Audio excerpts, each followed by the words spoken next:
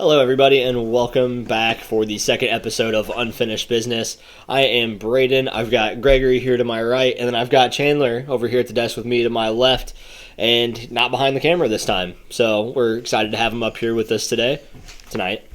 First of all, I just wanted to say thank you for the support that everybody showed on the last video. A weekend, and it's already got about 150 views, something I definitely wasn't expecting to have that many views, at least in the first week, but we definitely appreciate all the support. As far as the YouTube channel, I mean, a lot of people still aren't subscribed to that. It was 150 people that watched the video, so while you're on here, if you want to go ahead and click like on the video and subscribe while you're here, that'd be great. We would truly appreciate it. And speaking of our appreciation, we wanted to go ahead and thank our sponsor. So I'll go ahead and read that off for you. This episode of Unfinished Business is brought to you by Crafts and Creations by Kane, your one-stop shop for personalized items that will both amaze you and have your friends and family asking where you got it. From personalized items such as t-shirts or hoodies, tumbler cups, vinyl decals, or window stickers, Crafts and Creations by Kane can do it all. If you can think it, she can do it. Click the link in the description to be taken to the business Facebook page, or simply search Crafts and Creations by Kane on Facebook.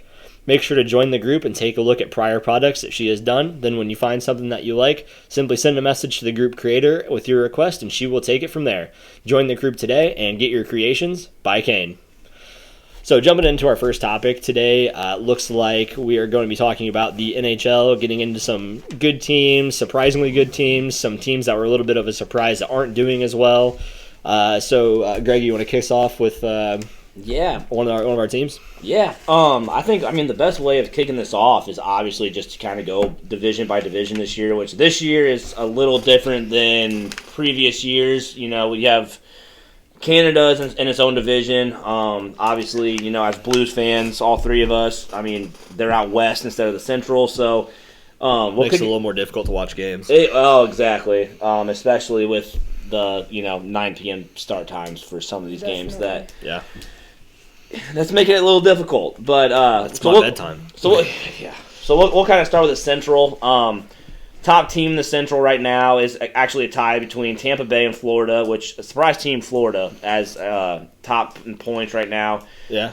Both have 44 points. And then you have Carolina at 42, and a surprising team in my mind that is in fourth place, at least for right now. I don't know if they'll be there at the end of the year, but Chicago. With starting with the Central, we can kind of get into some of these teams. You know, Tampa Bay, obviously, reigning Stanley Cup champs. Nothing to really say about them. All you need to know, Stamkos, Kucherov. Well, Kucherov is actually injured until the end of the regular season. Well, still. They're hoping he's back for playoffs, which it's sounding like he will be. So, yeah. So, you think about them right now. They're still first place in that division without Kucherov. And for them to be... Their goal differential right now is, I believe, the best in the league at a plus 37.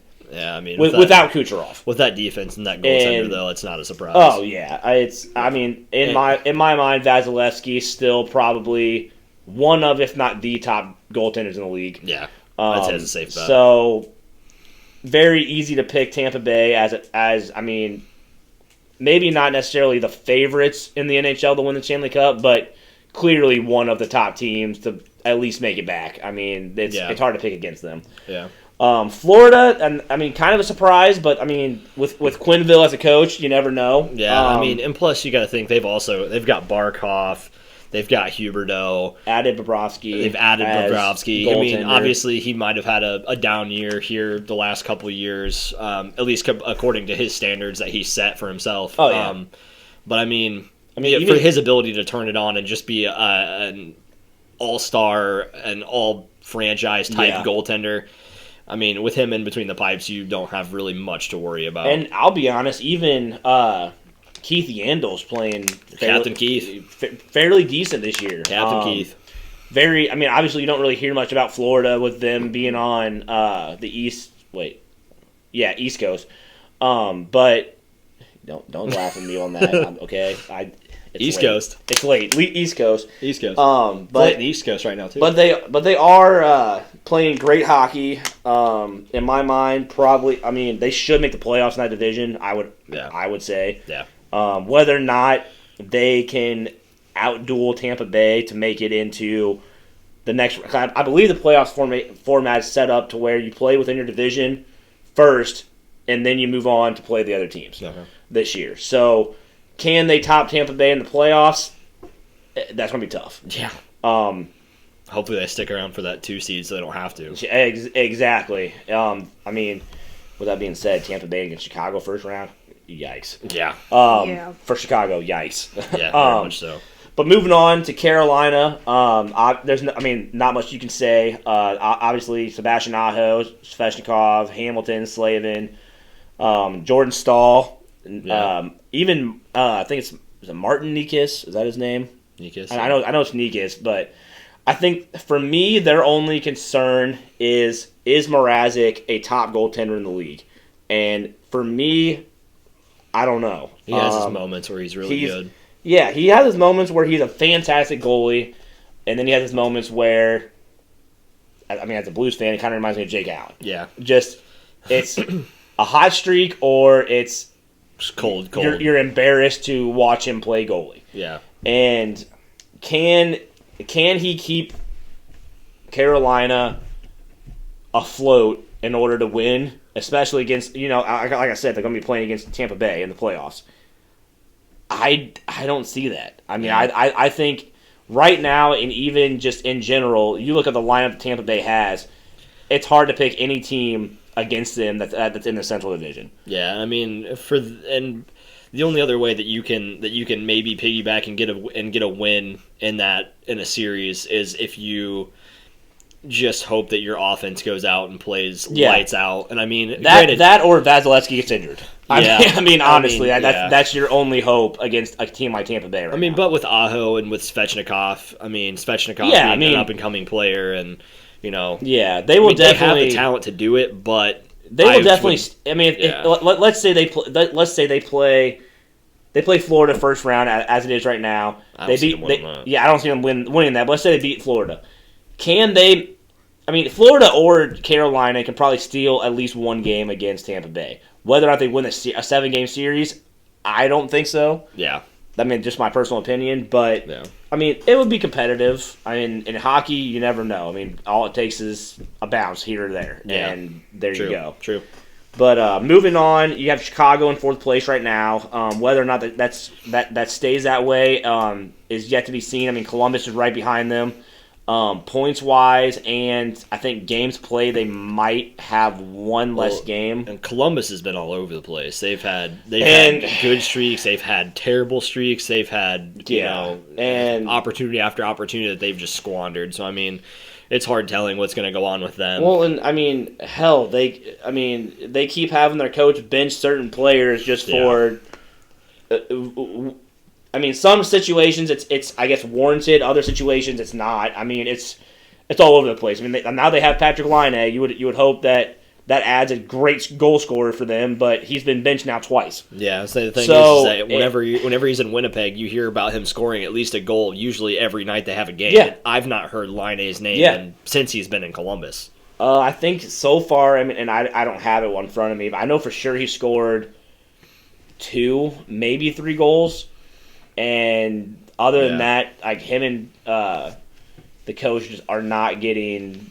I don't think they're seeing eye to eye. Right? Well, it could be a coaching issue too, because I know Dubois was having all kinds of issues, and I know that there's been locker room issues in Columbus for quite a while. So it very well could be a coaching issue and not a player issue.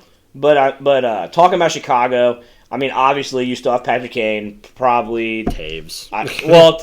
Taves is out for right now.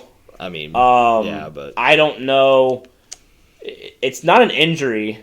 He kind of just said that he needed to be out. They didn't really go into any details.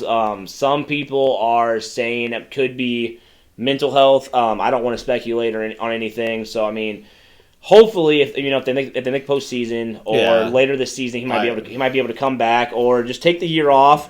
and kind of just, get back to himself. If it is mental health, get back to, quite possibly one of the top centers in the league. Yeah, but I'm thinking if the Blackhawks are in an opportunity to make a playoff push, possibly in the playoffs, the competitor that he is, I don't think there's a way that he stays away from the rest of the season. Obviously mental health is important and, things along those lines.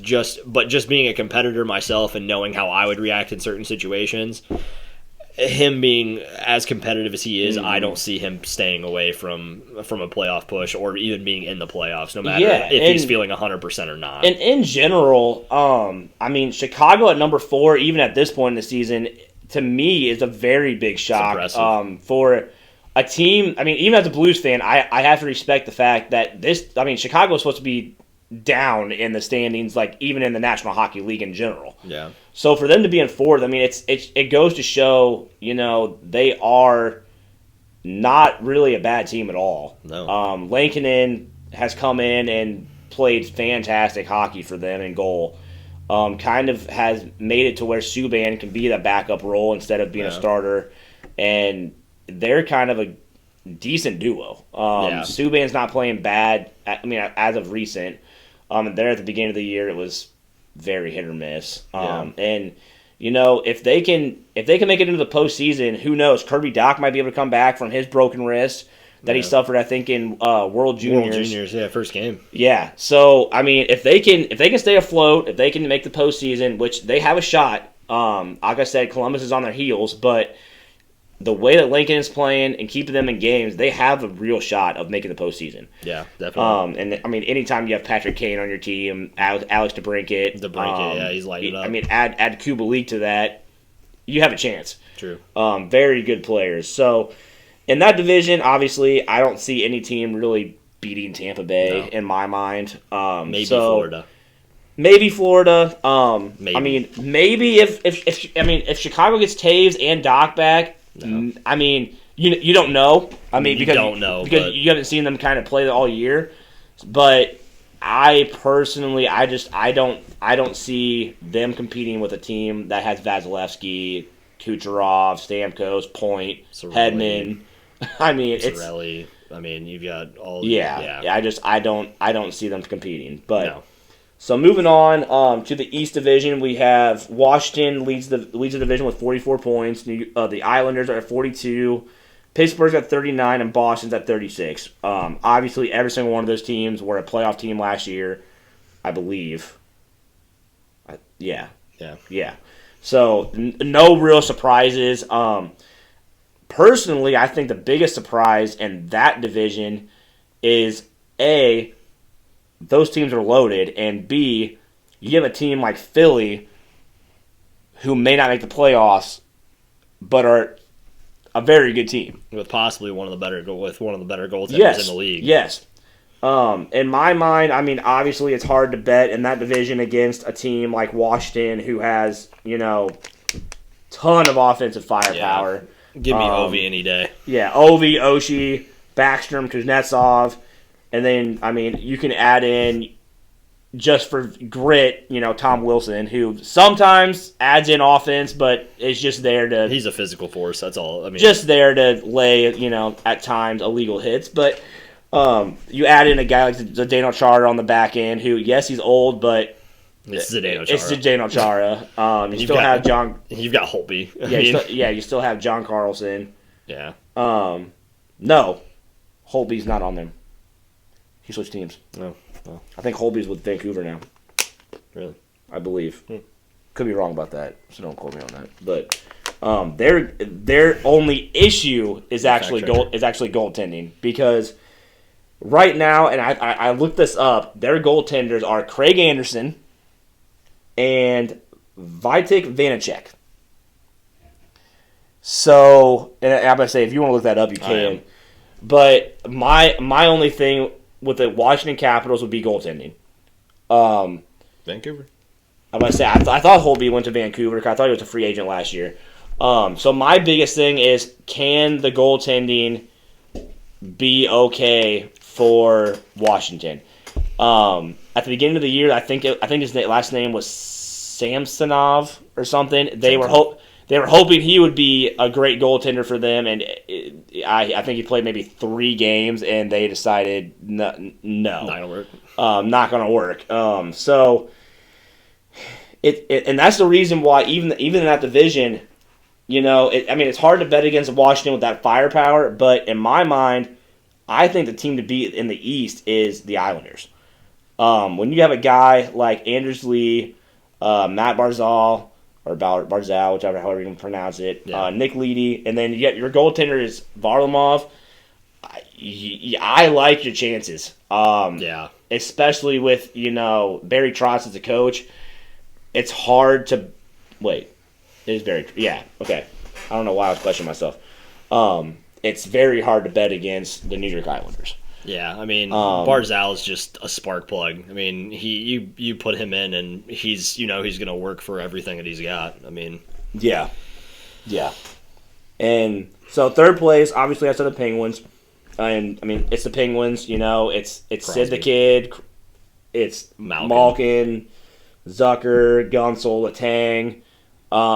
The only issue I have now is Tristan Jarry in goal for them. Not a bad goalie by any means, but I don't know if he's going to be able to be that well in the postseason. Especially if they stay in the position they're in, or they make the postseason. Like I said, Philly is in 5th place in that division, and they're not playing the way that they're capable of playing. So if they start playing the way they're capable of, I think Voracek's had a terrible year. Yeah. Claude Giroux's kind of had a bad year too. So if they can kind of find their stride towards the end of this year and make a run, who does that push out? Does that push out a team like Boston, who's in 4th, or does it push out Pittsburgh? And in my mind, I think it pushes out Pittsburgh. Yeah, it definitely could. It's hard. It's hard even without Chara in Boston. It's hard to go against the perfection line with. Well, and the reason I say that is Tuukka Rask is on IR. Yeah, he should be coming back at some point later this year. I don't know if they've actually listed a date yet, but they have Halak in goal right now. It's a very solid starting goaltender, top backup. Yeah. You still have Brad. I hate the guy. I think he's quite possibly one of the dirtiest players in the NHL. But you still have Brad Marchand. You still have Pasternak. You still have Charlie McAvoy. Bergeron. Yeah, for whatever reason, I don't even know why I didn't put him on here. But perfection line. Yeah. But you still have Bergeron. I don't know why I didn't write him down. But it's like you still have a very solid team. Yeah. That, it's hard to bet against them not make the playoffs. Yeah, as a Blues fan, can't stand Boston. Never will as a hockey club, but you have to respect the fact they're always in the postseason, always consistent team. Yeah. So, in my mind, if I had to pick, if Philly can make the postseason, a team that they knock out, I'd have to say the Penguins. Yeah. Obviously, it'd be very weird not to see Sidney Crosby in the postseason, but if I had to bet, I would say Washington, New York, Boston, and Philly. Yeah. Well, just think if whenever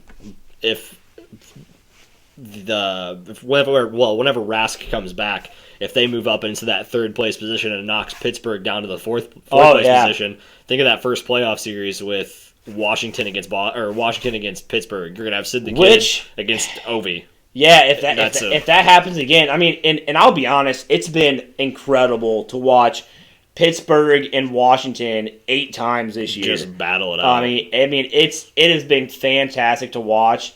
I will say, players. Of the good things that COVID has brought, getting able to watch, Ovi and Crosby that many times in a year is special. Especially with, their careers. I wouldn't necessarily say not in the primes anymore because they're still very good players, but obviously we both know their careers are dwindling down. How many years they have left, I don't want to speculate. I think Oshie's going to try to go for the goal record at least. Whether or not he gets it or not, hard telling. But I think he's going to try to at least go. It's possible. It is possible. I think this year being a shortened year is going to hurt. You give him a couple more normal years. Oh yeah, if he would have had a normal year this year, I personally would have said for sure he had a very good chance of making it. You get him in the power play. You get him at the top of the circle. Oh yeah, top of the left circle. Yeah, he'll score 5. He'll score 15 goals just from there in a season.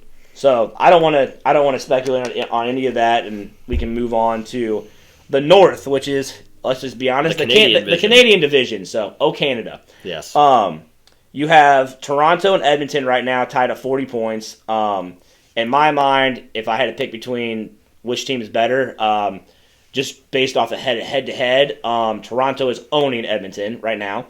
I think hard not to with that lineup. Yeah, I'm pretty sure in those games, the McDavid and Draisaitl may have 1 point total in about, I think they played 4 times. So I would say Toronto has the edge over Edmonton right now. Then you have Winnipeg with 38 points and Montreal with 35. So surprisingly, a team that, not the Blues out of the postseason last year, Vancouver is, I believe, in 5th place and have played the most games of any team in hockey. Yeah. So to me, it's very interesting that Vancouver is not better than what they are. Yeah. But when you're playing against all Canadian teams, it's going to be tough. I mean, it's hard going up against Toronto, Edmonton, Winnipeg, and that's the question I wanted to ask.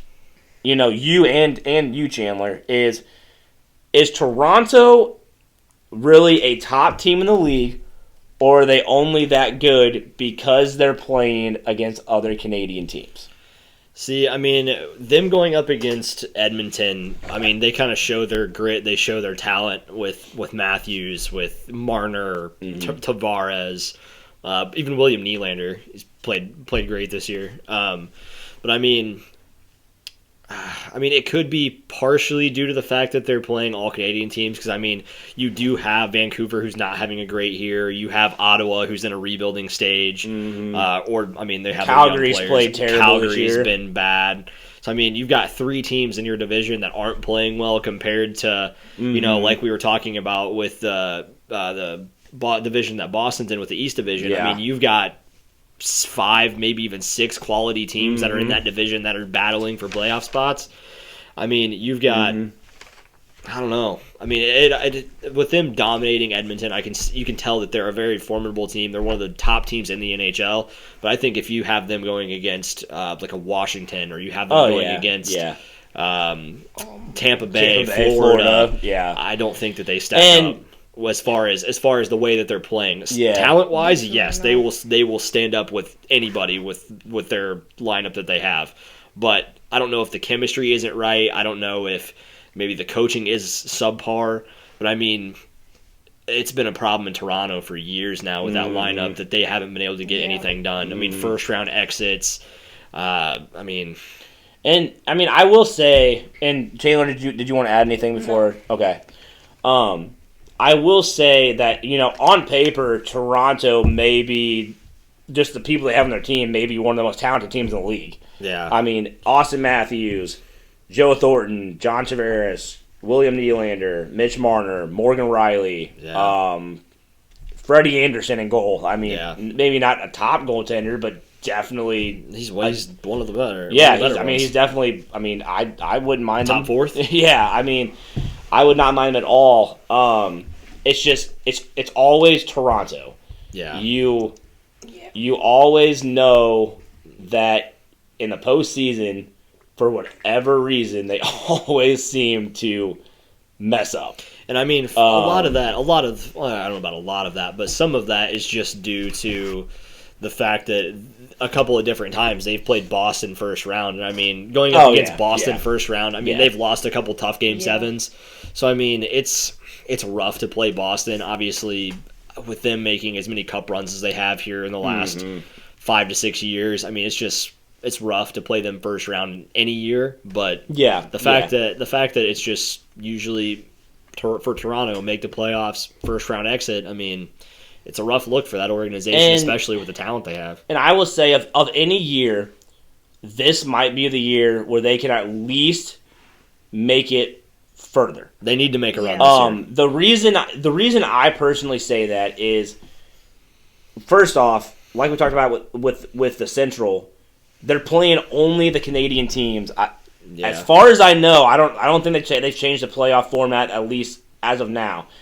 But they should be playing the Canadian team the first 2 rounds.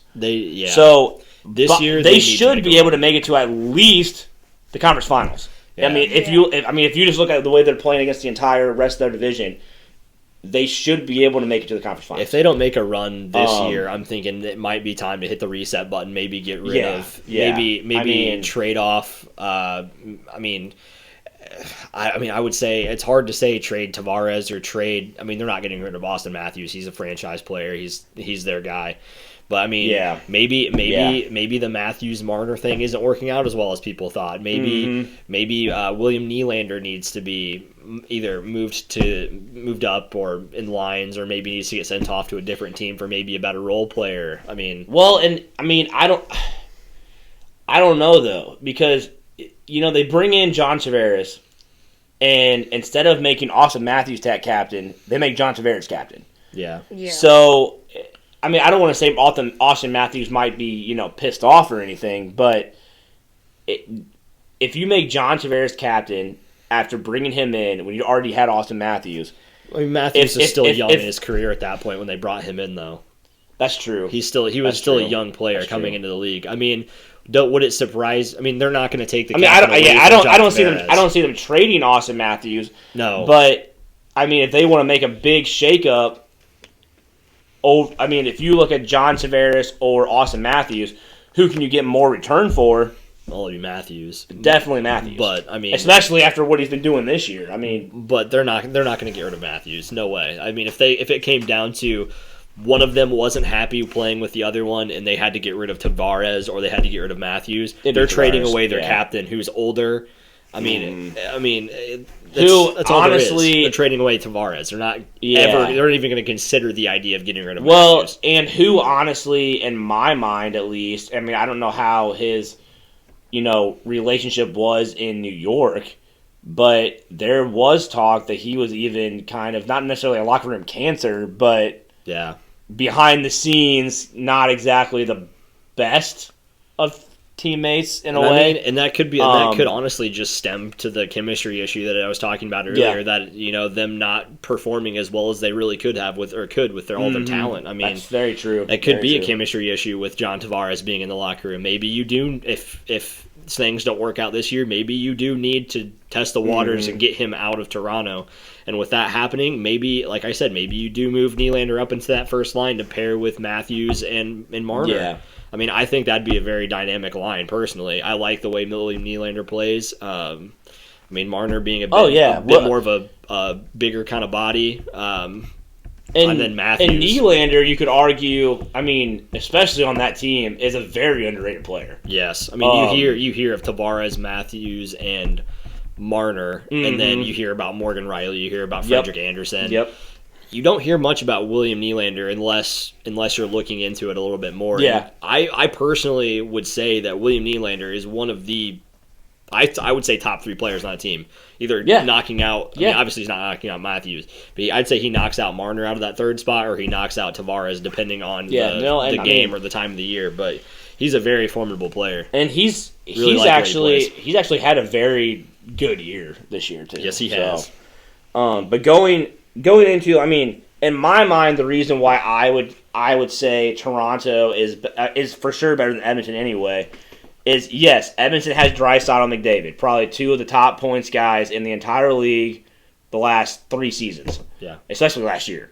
Tyson Barrie's playing very good hockey, very underrated hockey, and his defense role.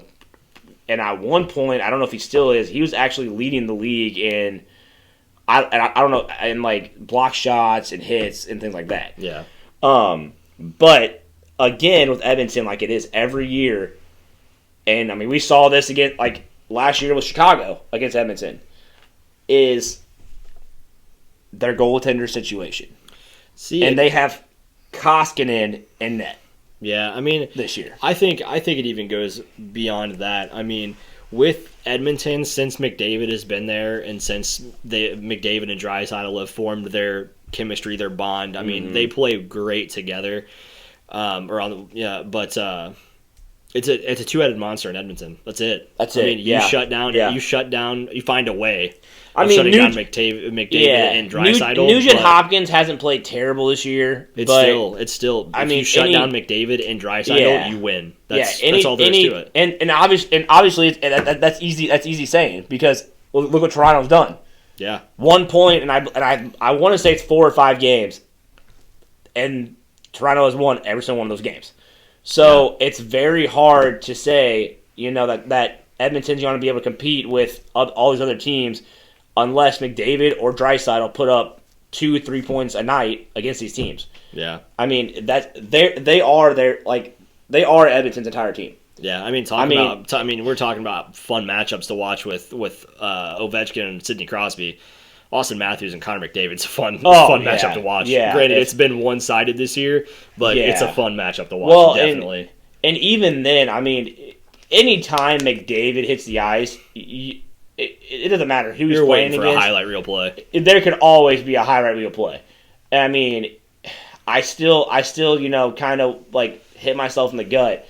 I think it was last year or the year before when they were playing in St. Louis. I wanted to get tickets to that game, and I decided not to. Yeah. I want to be able to go watch McDavid play at least once. Yeah. And it's just because, that's a generational talent that you may not see for a while. Long time. Especially his speed, his skill, it's unmatched. I mean, honestly, and I don't know. In my mind, obviously Edmonton's not going to get rid of McDavid, but would it be cool to see him be able to go to a team that might be able to compete for a Stanley Cup and actually see him? I would love to see him. Matthews. I want to see Matthews win a Stanley Cup eventually. Yeah. McDavid. Both of them, great players, deserve a Stanley Cup. Yeah. Obviously, not every player that plays in the NHL is going to be able to win that. We know that, but you always want to see the guys who are generational talents be able to be at the top of their games and win a championship at least once. Obviously, I would love to see them, maybe come to St. Louis and win one there, but that's probably not going to happen. So, but moving on, you have Winnipeg in third and Montreal in fourth. Winnipeg. Sorry, not Winnipeg. Peg. They're not a bad team. You have Kyle Connor, and you have Dubois on the team. Yeah. Scheifele, Wheeler. But let's be honest, Winnipeg only goes as far as Connor Hellebuyck takes them. Yes. You saw that last year, and it's not because they're a bad team. They're not a bad team at all. But now that you don't have Patrick Laine, you don't have that just guy who can go out, score 20 to 30 goals a season, and kind of lead your team in scoring almost. Can Dubois do that? I don't know. It's gonna stretch. Yeah, it's gonna come down to whether or not Hellebuyck can keep them in games. And don't get me wrong, I put Hellebuyck as a top 5 goalie in the league. I don't care if anybody wants to argue that with me. Hellebuyck is a top 5 goalie in the league. He is the reason why they were in the playoffs last year. Because if it was not for him, they would not have been in the playoffs at all last year. I think it's a safe bet. This year, I would say it's mainly the same thing. Yeah. They traded Laine, and that was when they were not playing well. I think since they traded him, they have played a lot better hockey. Was Laine the problem? It's hard saying, but. You were talking about locker room cancer with Tavares. With Laine going out and him. And I'll be honest, maybe he is. Maybe Laine is a locker room cancer. He's been benched twice in Columbus, like we talked about. Mm-hmm. Is it because he's a cancer? Maybe. Maybe it's not just the coach in Columbus. Maybe it is Laine. Yeah. I know the one time it was a comment that he made to one of the other staff members. That's the reason why he got benched. Whatever the comment was, they kept it in house. But my guess is if he got benched, it was not an appropriate comment of whatever he said. So I imagine it probably was not. So I would say, Winnipeg definitely, they have a chance if Hellebuyck can take them there, but in third, probably a decent spot for them to be at. Yeah. Montreal in fourth. At one point they were leading that division. They're playing great hockey. Anytime you have Carey Price in net, and I'll be honest, as a Blues fan, it's not because I'm just biased, but Jake Allen as a backup, fantastic. Yeah. As a starter, not so much, but as a backup, when he doesn't have to be the number one role, fantastic goalie. Yeah. Probably a great number 2. Yeah, great number 2, and especially in Montreal. Joelle Edmondson, for whatever reason, I don't know what the water is in Montreal, but a top defender in the league right now. Yeah. Statistically and wins above replacement wise, he is top 5. So you still have Brendan Gallagher, Toffoli, Shea Weber, and a guy that I like personally. Maybe not statistically, he's not really top up there, but Suzuki. Nick Suzuki. I'm a fan of Nick. I love watching him play. Obviously on NHL video games, I use his card all the time. He's just a very underrated, solid player. Mm-hmm. May not put up a whole bunch of goals or a whole bunch of points a year, but just a very, very underrated, great player that I love watching play. So in the North, obviously we talked about. I would say it's hard to bet against Toronto on paper and the way they're playing, but I don't know. It's Toronto. They always find a way to mess things up. So hopefully we can see Toronto actually make a run. I'd love to see it. As a hockey fan, it'd be nice to see Toronto finally get over that hump. But whether or not they can win a Stanley Cup, it's hard saying this year. Yeah. But moving on to the West, our division. Right now you have Vegas in first with 43 points. Only played 28 games, so 43 points in 28 games. They could top Tampa Bay as a top team in the league. Based on games. Points per game. Points per game. Yeah. Colorado's in second at 40 points. Minnesota with 37.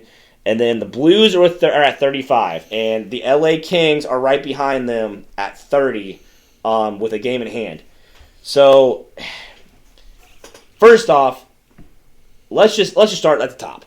Because I feel like as a Blues fan, we're going to talk about the Blues a decent amount. Yeah, let's get through Vegas and all them. I'm gonna put my bias aside. In my mind, Las Vegas is quite possibly the best team in the hockey. Yeah. Agreed. On paper, the way they play, everything, they're the best team in hockey.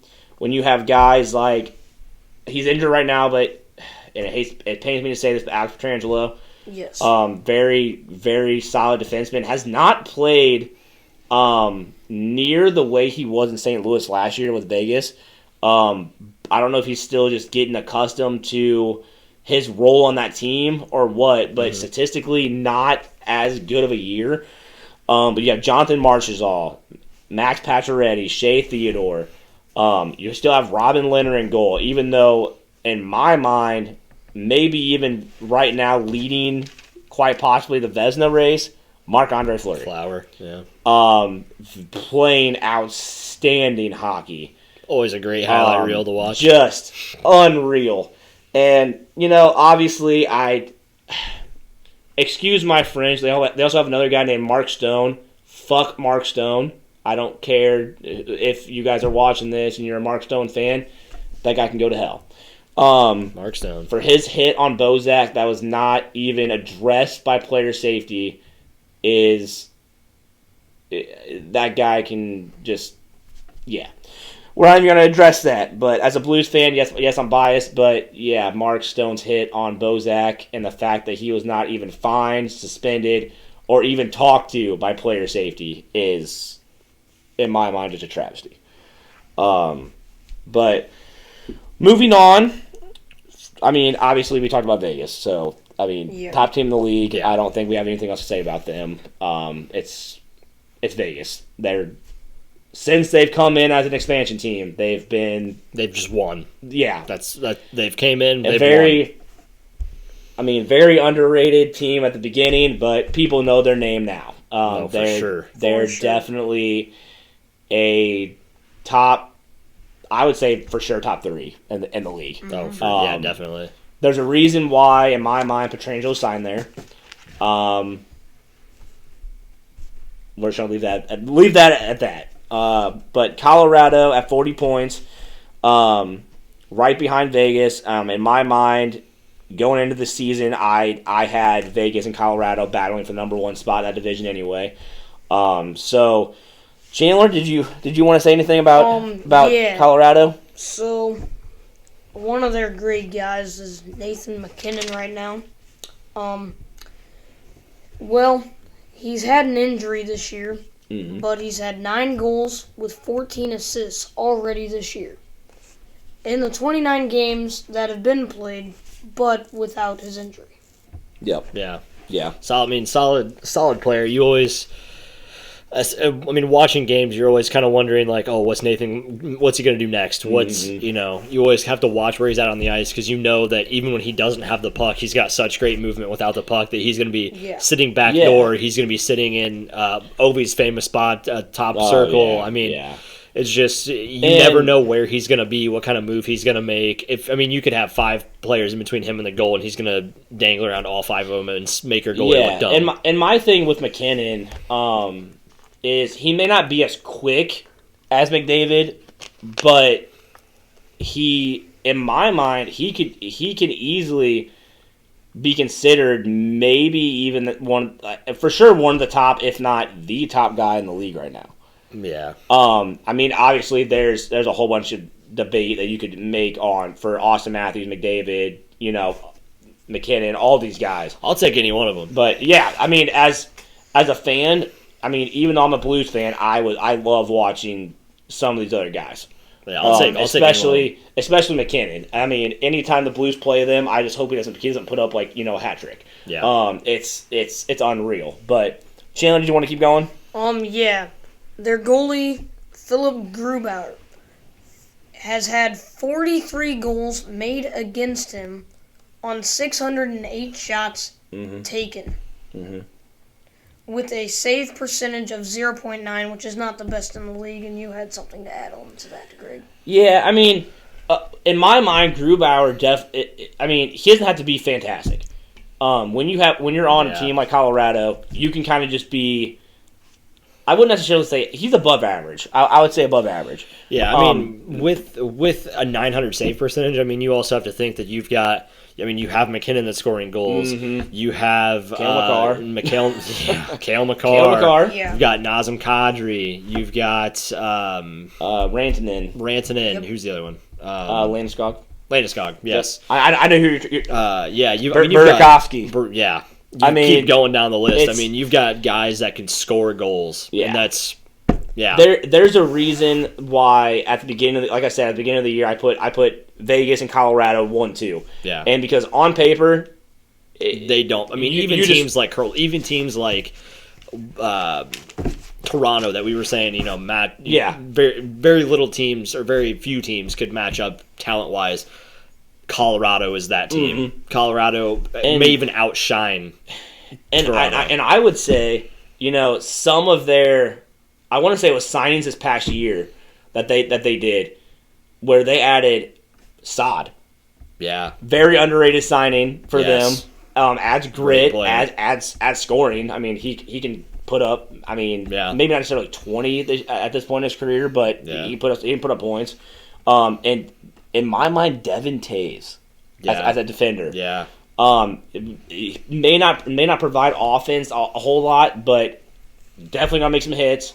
Definitely gonna block shots, and gives you a great guy on the back end. Yeah, you definitely when you hear Taves, you obviously don't think of Devin. You think Jonathan Taves, but Devin obviously he's been for being in the league as long as he's been in the league. He gets stuff done. That's all there is to it. And he's a very solid defenseman. As far as defenseman goes, if you're not scoring goals, you're not an offensive defenseman. If you don't hear your name, that's positive. Exactly. But Chandler, did you have anything else in Colorado? No. Okay. And like we said, I think even talking about these next two teams, I think it's going to come down to Vegas, Colorado. Even as a Blues fan, it's hard to pick against those teams, especially if the Blues remain in the spot they're in. Yeah.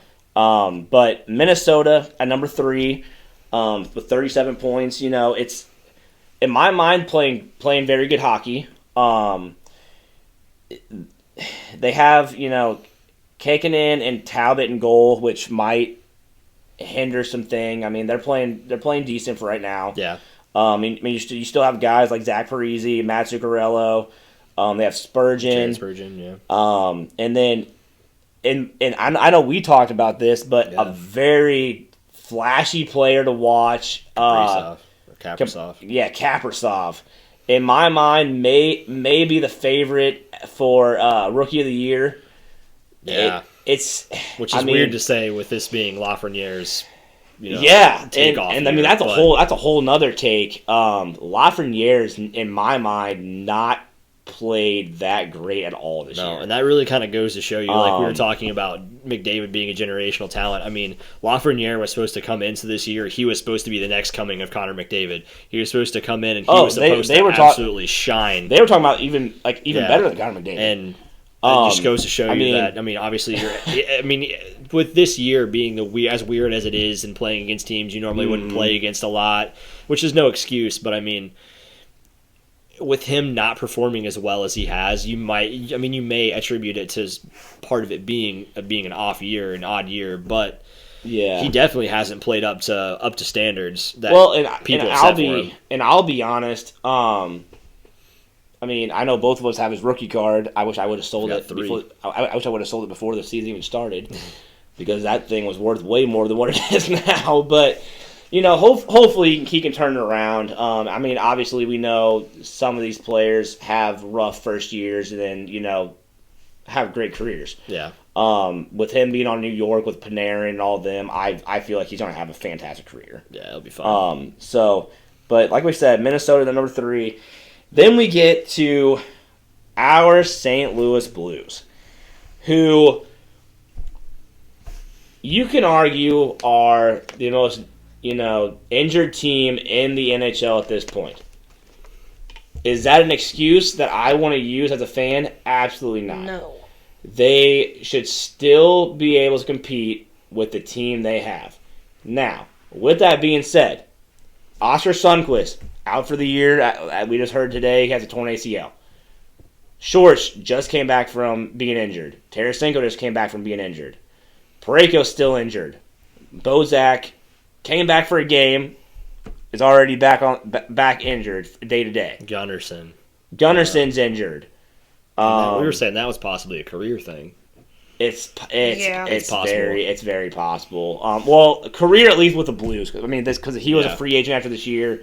So I personally, even before the injury, didn't see the Blues sign him back. Yeah. So I would say, I was hearing it possibly just a career-ending injury in general. Yeah, him not being able to get back to where he was. It was a pretty nasty injury. Yeah. To his knee anyway. But some other ones you have injured. I already said Parayko. Bortuzzo's hit or miss. Yeah. He's been kind of battling injury himself. Robert Thomas is still injured. Vince? Wasn't Vince Dunn injured for a little while? He was. He's back, but he's playing terrible hockey this year. So the Blues, on paper, were supposed to be a fantastic team. When healthy, would I put them up there with Vegas and Colorado to compete? Possibly. For whatever reason, though, they just they aren't playing the same hockey as they have in the previous years. Whether that's because they no longer have a guy like Pietrangelo, they don't have a guy like Bo Meester on the back end, I don't know. Yeah. When a guy like Ryan O'Reilly, who last year I believe only took 5 penalties in the entire year, and this year he took 5 penalties in the first week, is that because he became captain and he's trying to, have all that pressure of being the main guy? I don't know. Yeah. But it's very difficult, and I know they're injured. I know that it's going to be tough, but they have guys that can fill that void. I think a guy that I believe he got taken out of the lineup now that people are back, but in my mind, very underrated player for the Blues that got called up is Dakota Joshua. Yeah, very, very well. good on the fourth line. Played fantastic hockey. Obviously doesn't really load the score sheet up, but in my mind, just he almost reminded me of a more skillful Patrick Maroon. Gets into the forecheck, plays Berube style of hockey. Little Ryan Reeves. Well, yeah. I think that's even better comparison. Well, a definitely more skilled Ryan Reeves. Well, yeah, but I'm just saying, yeah, and talking about the Blues, we did have a question on Facebook by Tanner who wanted to know, should the Blues be concerned about Jordan Bennington? In my mind, should the Blues be concerned about him? Maybe. And it's not so much because of, is he going to be a great goaltender? Yes, he's a fantastic goaltender. The problem I have with Jordan Bennington is without Bouwmeester and without Pietrangelo on that defense, he's being hung out to dry, which is not an excuse. Some of these shots he still needs to be saving. He is being hung out to dry. But B, and I've been noticing this a lot more since, and I don't know if he wants me to say his name, so I'm not going to, but one of my buddies who's a Blackhawks fan, you know who I'm talking about, told me just to watch Bennington and just watch him. Don't watch the puck, but just watch Bennington. And anybody who's in this, who's a Blues fan, I encourage you to do the same thing. If you just watch Bennington and watch his movement, watch how he takes shots, his rebound control is very questionable. Now, granted, some of the shots that he is being, put on are high chance opportunities. Yeah. So it's hard to just, catch that in your body and freeze the puck. But a lot of times, even on shots that you should be able to do that with, he's letting juicy rebounds. And what I've noticed personally, and I don't know if this is because, the Blues have been injured. The Blues are struggling to plug in some players in. Mm-hmm. But they're not clearing the puck when he gives up those rebounds. Yeah. Now, should the Blues be concerned? In my mind, no. Bennington's still a very, very good goalie. At this point, when I put him in top 10, I can't. Even as a Blues fan, I don't want to put my bias in here. I don't put him as a top 10 goaltender. Is he still a solid goaltender who's going to win them games? Absolutely. He's still going to keep them in games. He's still going to be able to compete. With that being said, do we want to get into, his contract? Yeah, we'll get into his contract a little bit. So Jordan Pennington, was that last week? Yeah. I think it was last week. Within the last week, signed a 6-year, $36 million contract, annual average value of $6 million. Mm. Is that a contract that he is worth? In my mind, if you're just basing it on his performance, no. However, if you're basing it on the Blues organization, you had to pay him. Because and the reason why I say that is he worth $6 million a year? No. But if you don't pay him and you let it go to the end of the year and get to free agency, yeah, some team is going to pay him that needs a goaltender, and they're probably going to be willing to pay him $6 million plus. And if you let Jordan Bennington walk, you're stuck with a guy like Ville Husso, who has not proved that he is capable of being a starting goaltender in the NHL. Yeah. And honestly, I cannot think of who they have in their AHL. I know they just signed an 18-year-old, but I think he's still playing. He's years away. Yeah, he's years away from being NHL ready. Mm. So in my mind, you cannot put Ville Husso as a starter. So you have to pay Jordan Bennington. Was he worth $6 million annual average value? Absolutely not. But at this point, with what he has already done for St. Louis and what he continues to do with winning games, you had to pay him. Now, do I see him being a St. Louis Blue his entire contract? I don't know.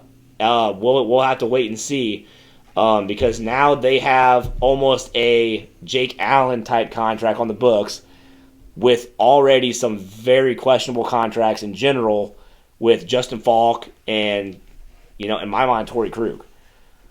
His contract was a little questionable too. So, you add Jordan Bennington to that mix. Here in the next few years, who's going to be the one who leaves? Yeah.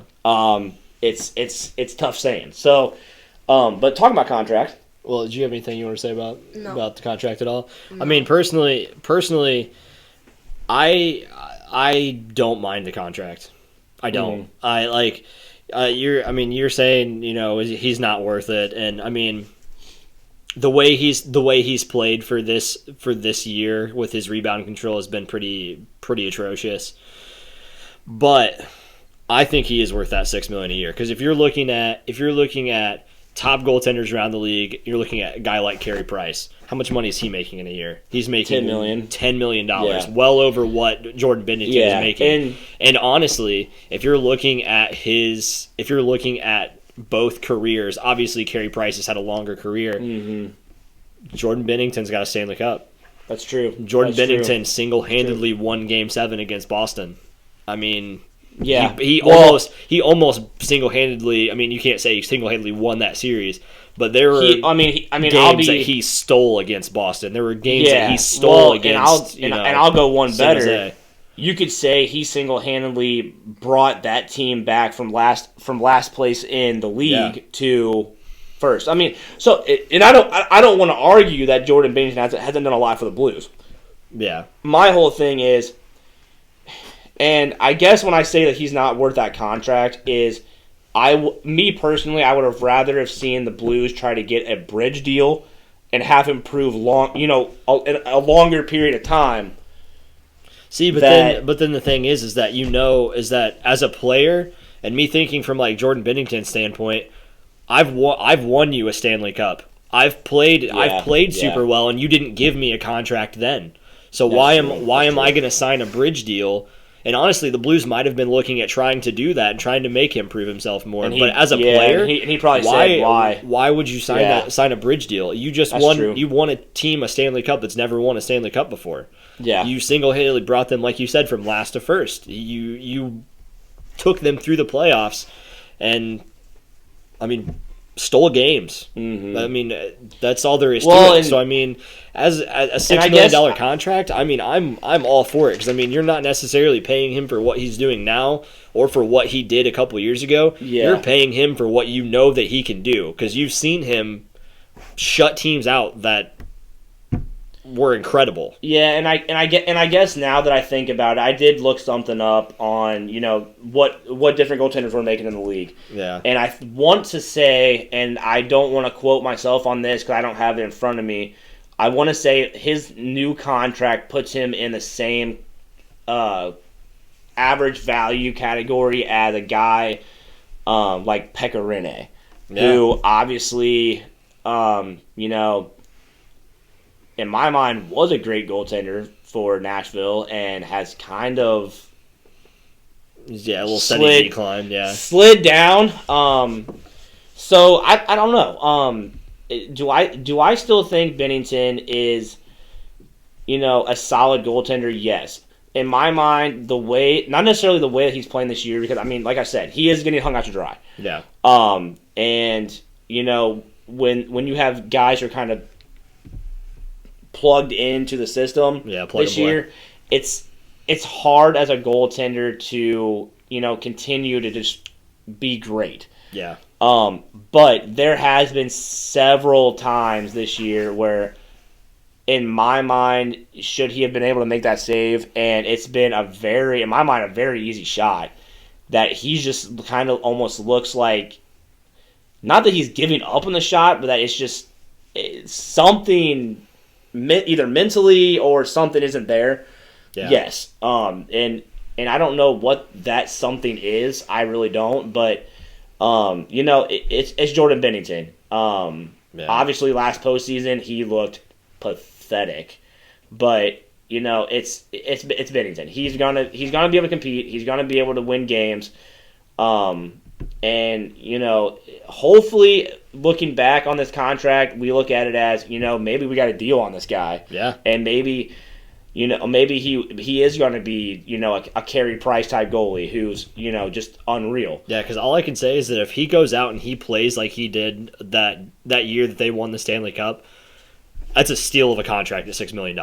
Yes. If he's playing like that, he should be making that Carey Price type money at $10 million instead of making $6 million.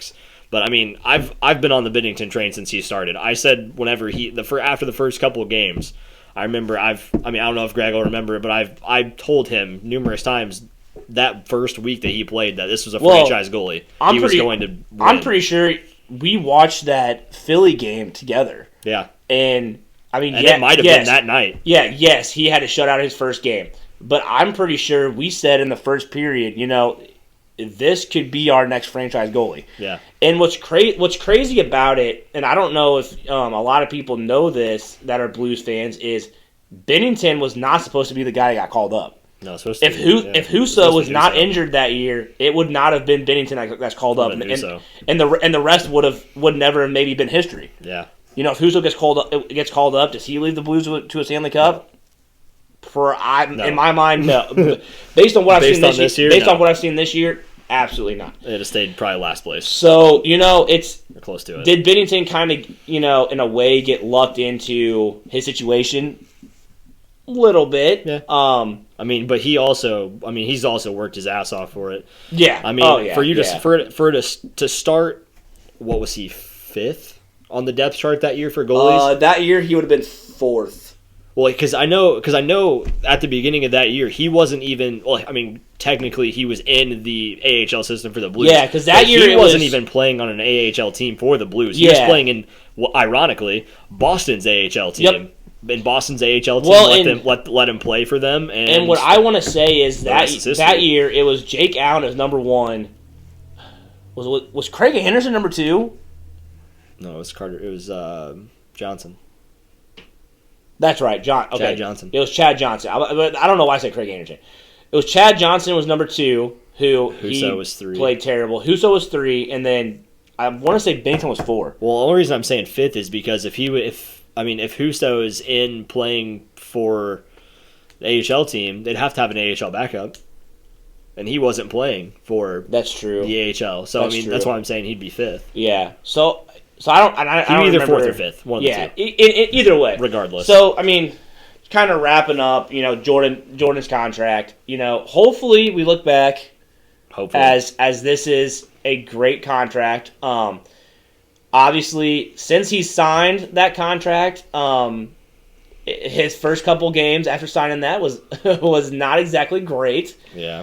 But hopefully we can kind of look back, and that's good. That's a good contract. Yeah. So speaking of contracts, we did have another person that sent in it wasn't really a question. It was more of a picture with some stat lines on it, resume, I guess, not really necessarily a stat line, and the salary of male and female players in basketball. And this one was specifically comparing LeBron and Sue Bird, who are both considered to be, top of the league in WNBA and the NBA.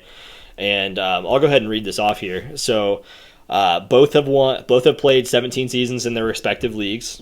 They both have 4 NBA or WNBA championships. So the 2020 salary for LeBron is $37.44 million, with a bonus of winning the 2020 finals of $370,000.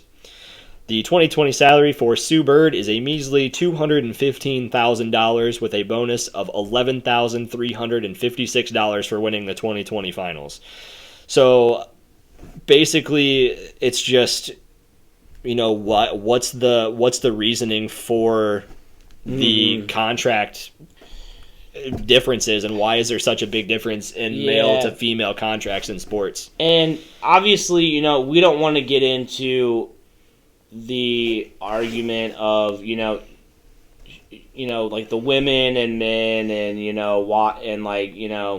are men better athletes than women? We're not getting into that. No, what I would say is, and I mean this is just facts, unfortunately, is men's sports for whatever reason bring in more revenue than women's.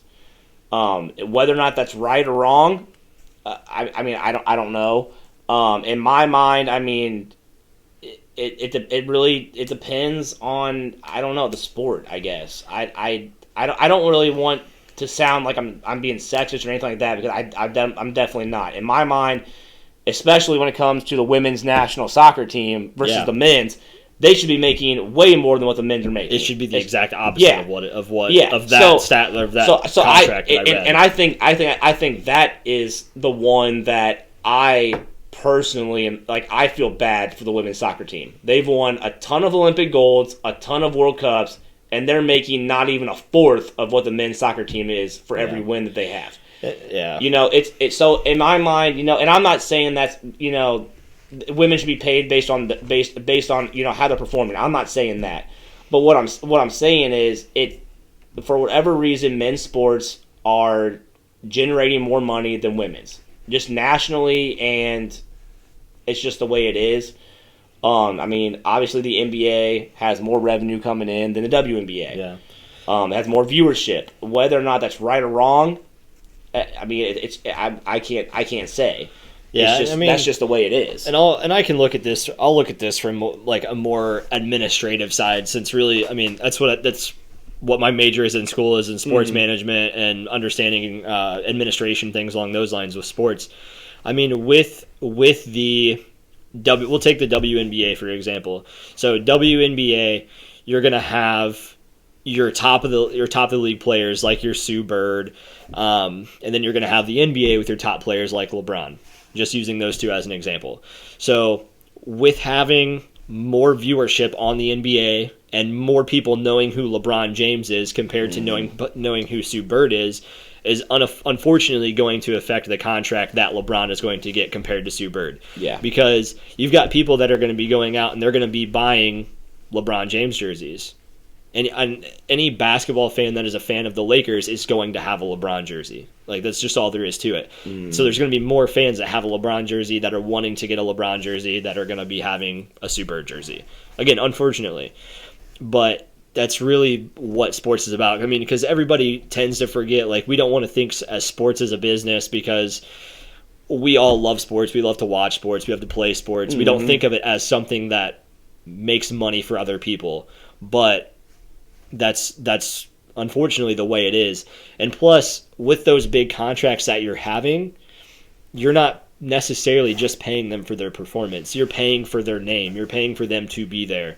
So looking at, because baseball is kind of one that just likes to throw money around at this point. But with Nolan Arenado coming to the Cardinals this year, not only is he going to be paid for his performance that is there, but he's going to be paid for his name being in that Cardinal lineup, because it's going to bring fans into the stadium now that fans are going to be allowed to go into Busch.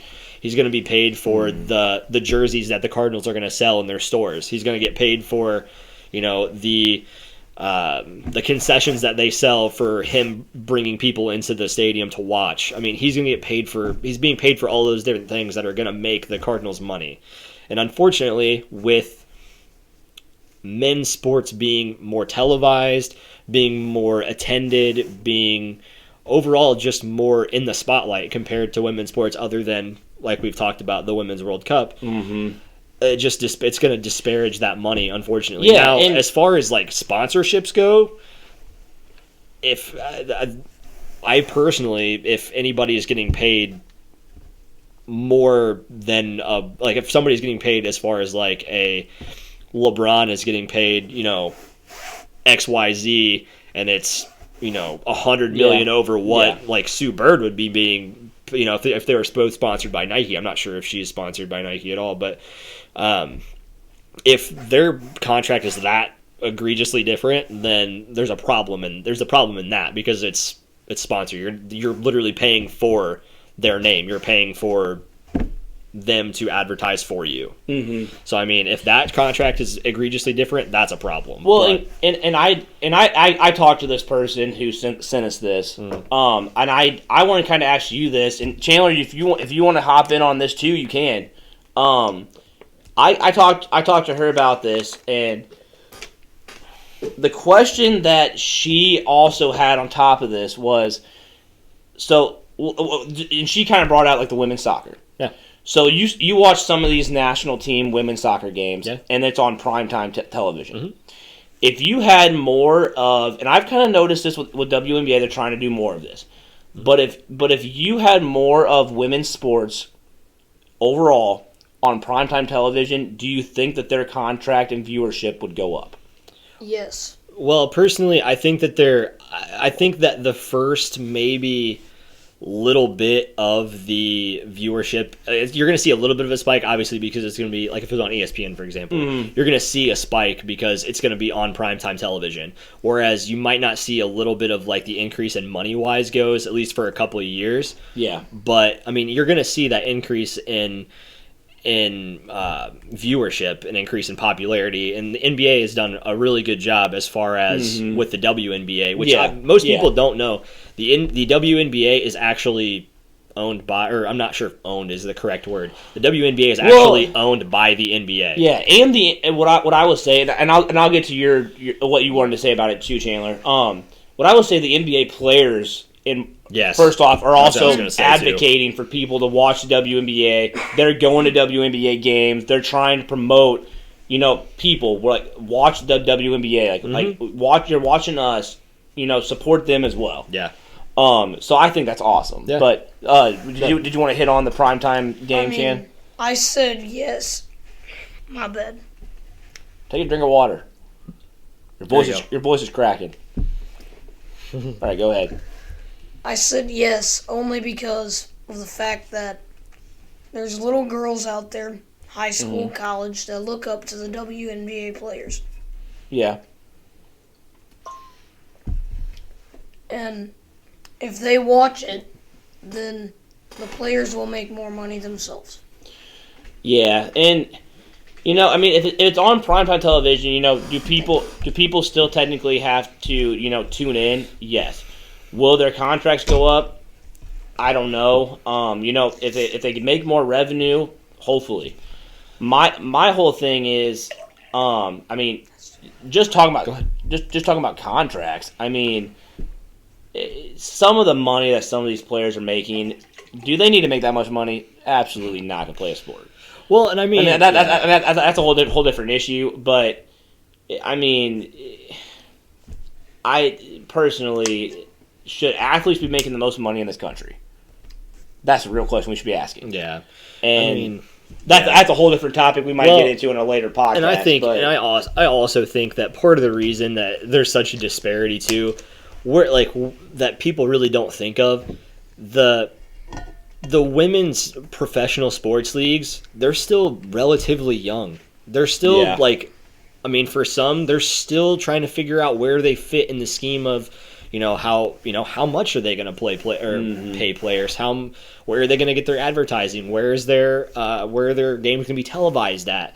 Like, they're still trying to figure all this stuff out. Whereas, the WNBA is a obviously one of the most well-known professional sports leagues. I bet a lot of people don't realize that there's a professional women's soccer team or a professional women's soccer league in the United States. There's a professional women's lacrosse league. A lot of people don't know that. And just speaking about the professional women's soccer league, none of those games I think are televised. Yeah, I've not seen one that was. I think I might have seen one, and it was on Facebook where you could watch on there. Yeah. So it's not. So the problem is not necessarily that it's not as popular. It's the fact that kind of what this person said is it's not in prime time. Yeah. But the problem is there's only so much stuff you can put in prime time.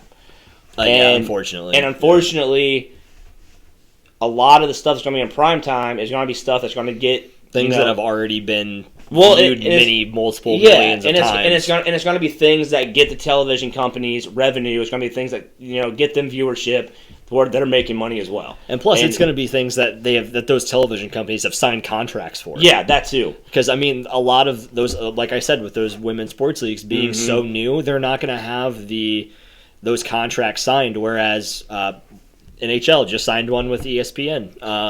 And college basketball is.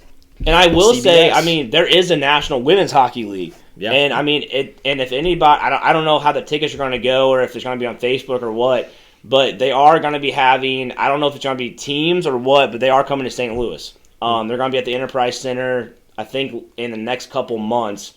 I don't know if it's a showcase or what it is, but they will be there. So, I mean, if there's any way of you watching that, I mean, we would say, check that out. And just try, I mean, we're not really advocating, watch women's sports. I mean, that's completely your decision. But at least, go outside your comfort zone. Watch a different sport. Shoot, I'll say it. Go watch women's sports. This is your warning, or not necessarily a warning, but this is your cue to, if you're looking for a reason to do it, go watch it. Yeah. But even if you don't want to watch women's sports, I mean, do it. I would say you definitely need to, but even if you don't, I mean, go watch a different sport. If you don't like lacrosse, go check out lacrosse. Go check out golf if you don't like golf. I mean, check out PBA bowling. That's kind of fun to watch on television too. And speaking of different sports, let's figure this would be a good time to jump over to Chandler and he can talk about NASCAR. Go ahead, Chandler. This weekend we are going to talk about the previous race at Phoenix Raceway, and we're also going to get into some facts about the Bristol Dirt Nationals that is happening in Bristol, Tennessee. So starting with the Phoenix race, starting first was Brad Keselowski, second was Kyle Larson, third was Denny Hamlin, fourth Christopher Bell, fifth Martin Truex Jr., sixth Chase Elliott, seventh Kyle Busch, eighth Ryan Blaney, 9th, Joey Logano, and 10th, William Byron. If you guys follow racing a lot, you'll notice that most of the people in the top 10 are actually from Joe Gibbs Racing, or the Toyota team that some people call it. I would like to move now into the race itself. So, what caused Christopher Bell to move up to second? Is a question that a lot of us had at the beginning of the race. It was then answered that night that two drivers moved back due to certain issues, is what they said, that happened on pit road before the race. In stage 1, Alex Bowman, the 48 car, hit by Ross Chastain, the 42 car, with small contact, spun and lost control, which led to a restart. He also barely came in contact with Austin Dillon, who now drives Dale Earnhardt style car. So that's what happened in stage 1 with the major upsets. The top 5 after this first stage were Ryan Blaney in first, Joey Logano in second, Brad Keselowski in third, Chase Elliott in fourth, and Denny Hamlin in fifth. Ryan Blaney had his first stage win of the year in the first stage. And in the second stage, Anthony Alfredo wrecked because he was shoved into the wall. Not sure by who, because it was not shown by video evidence who it was. There were 3 guys next to him, so we couldn't really tell by video evidence. Once they showed the entire wreck, you couldn't even see the back end of his car. That's how hard he hit the wall. Joey Logano, who led 126 laps, won the stage by 1.32 seconds over Martin Truex, and then 5.68 seconds over Denny Hamlin, 7 seconds over Brad Keselowski, and 8 seconds over Ryan Blaney. In stage 3, Kyle Busch wrecks without hitting anything. So, that was unusual in my case because I have never really seen Kyle Busch wreck in a race, and I am a huge Kyle Busch fan, and I know Greg and Braden are against that. And darn right. I mean, as usual, it's Kyle Busch. He's going to yell at the person that didn't do it, but people are saying that Kyle Busch was loose. People are saying that Ross Chastain, it's his fault. Really, honestly, it's probably going to end up being Kyle Busch's fault, knowing him. So, I'm going to give you the final results of the entire race, which was Martin Truex Jr. His first win of the year. Joey Logano in second. Denny Hamlin in third. Brad Keselowski in fourth. And Chase Elliott in fifth. As you know, I'm kind of biased when it comes to racing with Kyle Busch. For me, it was a big upset seeing Kyle Busch finish 25th. He came back from restarting 40th after his wreck and finished 25th, which is a good thing, but I still think he deserved way better than that. So the last thing I would like to talk about has been... Chandler, if he deserved it, maybe he shouldn't get loose and wreck him to the wall. Yeah. Okay, I agree with that. But anyway, I wouldn't say he deserved it. He deserved where he finished. Yeah. You got to run a good race in order to finish top 5, and he did not run a good race. Agreed. I said a top 10. Or top 15. Still. Hey, you wonder what? He got top 20. Or no, he actually didn't even get that. He got top 30. Yeah. No. Well, he got top 30. That'll work. Bottom half. Bottom half. But only 35 finished, so. I'll finish top 30. I'll take it. Kyle Busch isn't that good. Who cares? Let's go. But something that has been all over the racing news was the big wreck at the Bristol Dirt Nationals. And lap 17 of 20, under caution, in a heat race. The main event isn't even happening yet. Drivers were door slamming each other for no reason, just pissed off that they could not get ahead of the person in front of them. And just as they took the green, the 18K of Dale, I'm going to get this last name wrong, Cake, the third place car, and the 41 of Brandon Tapulis came together down the backstretch.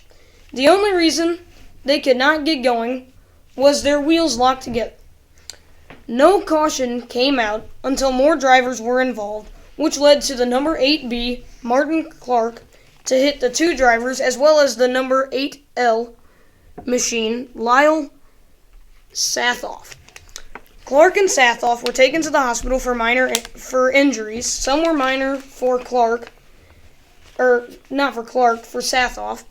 And for Clark, he suffered major injuries of a few broken ribs and a collapsed lung.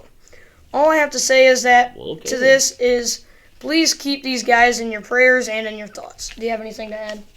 I have not been following the Dirt Nationals, Chandler, but is there anyone from Quincy racing in this? Do you know? Mark Bergdorf. That's it? Yeah. Okay. I didn't know if Michael Long or anybody was racing him. I don't think they are. I mean, at least I haven't seen anything on Facebook. All I can say is that for there to be a driver with the last name Alfredo and them not to be sponsored by Fazoli's or Olive Garden is preposterous. Yeah. I can agree what are you doing? Or even the Pasta House. I mean, somebody's got to sponsor. Somebody jump on it, please. We're not endorsing Fazoli's. This is a disclaimer. We're not endorsing, but Fazoli's, jump on that. Yeah, and this is your chance. I would like to add something with that wreck. Yes. Why, in Lord's name, did the officials not call a caution as they saw the people spin together? Well, Chandler, I cannot say because I have not watched the video. But that's the officials. That's on racing. Yeah. It's racing. You gotta get through it. Rubbing's racing. Rubbing is racing. And if you ain't first, you're last. Absolutely. Famous Ricky Bobby. If you ain't first, you're last. Well, now I'm going to give it back to Braden. That is going to take us into. And Rubbin's racing, and in the old Days of Thunder. Remember that movie? Oh yeah. Oh yeah. Oh yeah. So Chandler, thank you very much for your NASCAR segment. Absolutely. If anybody has any comments about the NASCAR segment or questions for Chandler, hit us up on Facebook or even direct message us. Yeah, in the comments. So, Braden, back to you for this next topic. Well, I appreciate it. Well, actually, before we jump into our next little segment here, there was a couple other things I kind of wanted to say about the women's sports leagues and things along those lines. Oh, okay. We were interrupted. There was a big kind of car accident right outside of our studio here. Yeah, if this video is a little choppy, there was a big car wreck outside our setup here, and we wanted to make sure everybody was okay out there. So yeah. With that being said, that's the reason why this might be a little choppy. Yes. But so the only thing there's only just a small thing that I wanted to add, but like one other big thing that I really saw as far as like women's sports not being necessarily as popular is just with you have so many different celebrity endorsers for professional men's sports. Like, as far as you've got Spike Lee on the sidelines for Knicks games. Yeah. You've got Drake on the side for Toronto Raptor games. You've got, numerous fans that are going to baseball games, or numerous celebrities that are going to baseball games. You've got professional football players that are going to basketball games, hockey games. Would you say with these celebrity endorsements though, like, and I'm just kind of playing devil's advocate here. Would you say, like, let's say there's a Toronto team and Drake puts ownership in them and is standing on the sidelines? Do you think that it would be the same thing? Like, do you still think it would gain viewership because he's on the sidelines, or do you think it would? Okay, I really do, because not necessarily just because he's on the sideline, but think of how many fans of Drake would see him like in a tweet with saying like, oh, this game is great, da da da da. It's a close game, and people need to go and check it out. How many of his fans are going to immediately think like, oh, Drake is watching the WNBA, maybe I should go in and I should watch some games. Maybe I should go to a game. Yeah, and we're the only reason why we're using like an example as the WNBA is because of the women's sports, the WNBA is probably the most well known right now. Well, and the thing is that it's the one that the people are pretty much know. Like, they know WNBA. And even going a step farther with that, just think if somebody popular was to get into like the National Women's Professional Soccer League. Like, imagine Ariana Grande tweets out a picture of her at a game, and people are gonna get more aware of it with how many followers she's got on Instagram and all that. I mean, you never know. All right, our next segment that we're gonna jump into is gonna be the top 5 segment that we're gonna be doing every week. This week, it's looking like our top 5 that we're gonna run into is going to be the top 5 trophies to win in sports. Now, whether that's hardest to win or just basically the sport that we think, or the trophy that we think would be the best to win as a competitor. So I'm gonna let you go first. Okay. Do you want me to go with number 1, or do you want me to start with number 5? Okay. Go 5 to 1. Go 5 to 1. 5 to 1. Okay. Yeah. So my number 5 is the Barclay Premier League trophy. Okay. Just with the crown on top. I mean, how big the trophy is, and the fact that the ribbon changes every year based on what team won it previously. That's my number 5. Okay. Number 4 is the Heisman Trophy. I mean, just the exclusive brotherhood of that trophy alone, and how hard it is. I mean, obviously to win it as the best college football player in the country. Yeah. I put it at number 4. Number 3, World Series trophy. I think isn't it called like Commissioner's Trophy? Yeah. Technically, okay. So Commissioner's Trophy, World Series trophy, with all the flags. Obviously, with my past in playing baseball, World Series trophy, number 3.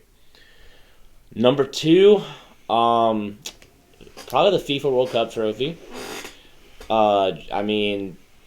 You could say the fact that it's every 4 years is part of that, but I mean, the fact that it's like just the earth.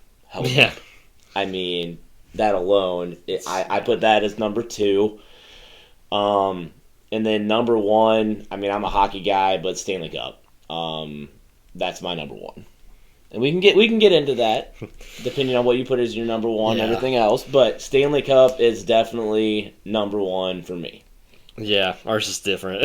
I mean, I assumed it was going to be. Ours is different. I assumed it was going to be. So I'll go ahead and say my 5 through 1, and then we can go through and we can talk about what's different and why we pick certain things. But I'll start at number 5. This isn't necessarily a trophy, so I mean but you get it for winning. And that's going to be the green jacket for the Masters. Okay, well, and I was going to put the green jacket on mine, but the thing was, I thought we were talking about trophies. Hey, that's a trophy. So you get it for winning. Okay, well, when I think trophy, I mean I think an actual trophy, not a jacket. Hey, you get it for winning. Okay, it's something that you can hang up, or you can. I mean, if we're going on that, I mean, I could say NFL Hall of Fame is a trophy. It is a trophy. It's a bust that goes. It's literally a.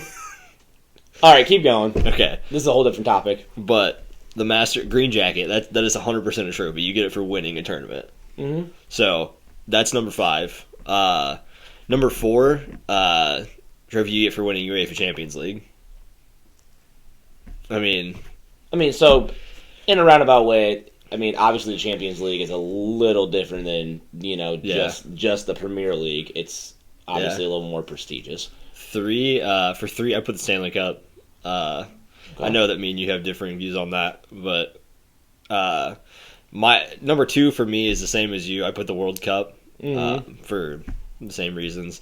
Number 1, I put the World Series, Commissioner's Trophy. So. What are you thinking? Like I know that you obviously had Stanley Cup first, so what are you putting Stanley Cup up first for? My whole thing with the Stanley Cup is obviously, I mean, the size of it, and just, I mean, when you see the Stanley Cup, you just know, like, okay, this is a very legit trophy to win. Which, I mean, obviously the same thing with probably any championship trophy you're going to win. It's okay. It's hard work to get here. The reason why I put Stanley Cup as number 1 is you get to see all the past champions' names on there, coaches, everybody. You get to see that. 2, you get to. You have to play through 4 rounds in order to win it. You have to win 16 games. So in my mind, quite possibly the hardest trophy to win in sports is the Stanley Cup. That's my reasoning for putting it number 1. Okay. Yeah.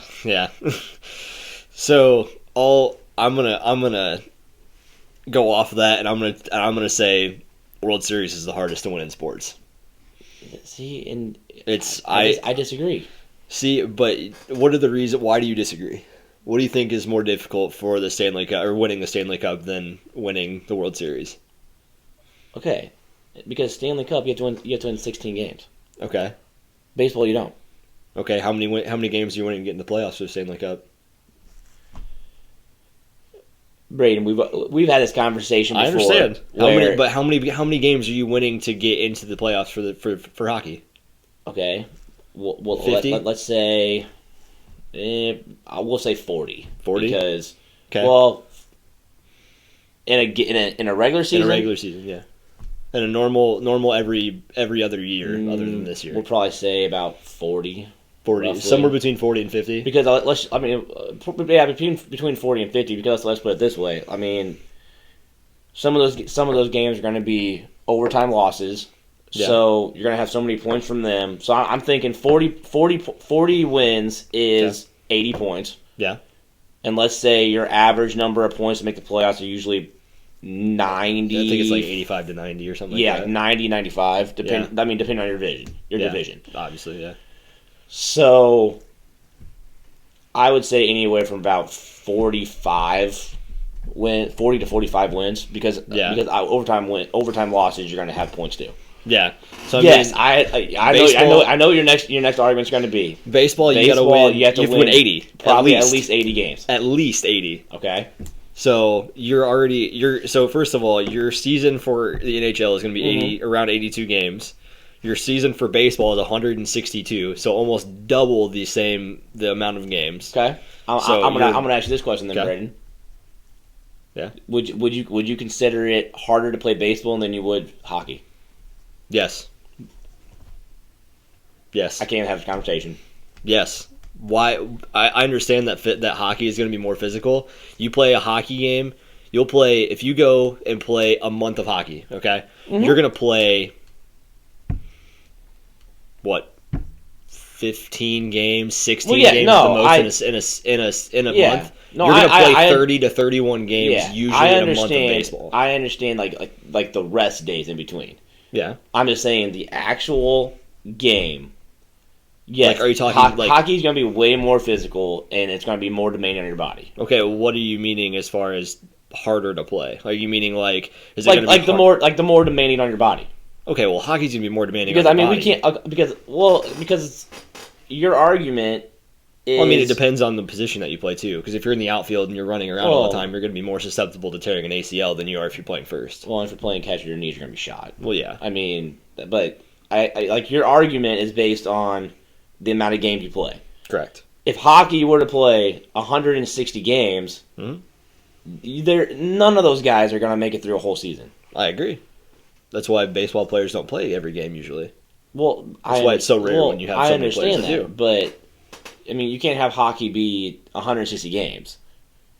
Like no one's gonna. Okay, but you could have baseball be 80 games, but they don't. You could, but they don't because that's just this. That's where baseball is at. Hey, that's because baseball has America's harder pastime. to win. It's weird. Nah, it's not harder to win. Yeah, come on. Now. Absolutely.